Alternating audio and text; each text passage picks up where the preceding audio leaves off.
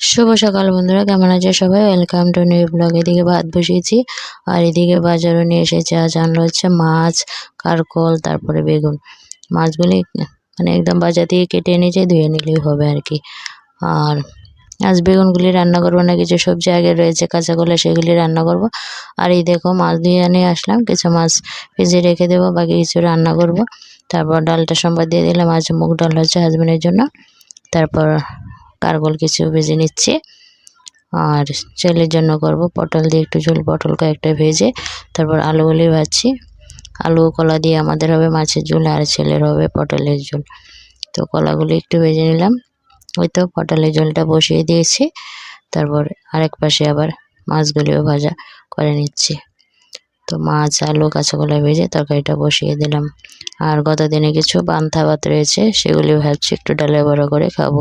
তো লাল লাল করে ডালের বড়া ভেজে নিলাম। রান্না বান্না কমপ্লিট। ডালের বড়া, কারকল ভাজি, এই যে মাছের ঝোল আর ছেলের জন্য তরকারির ডাল, এই ছিল রান্না বান্না।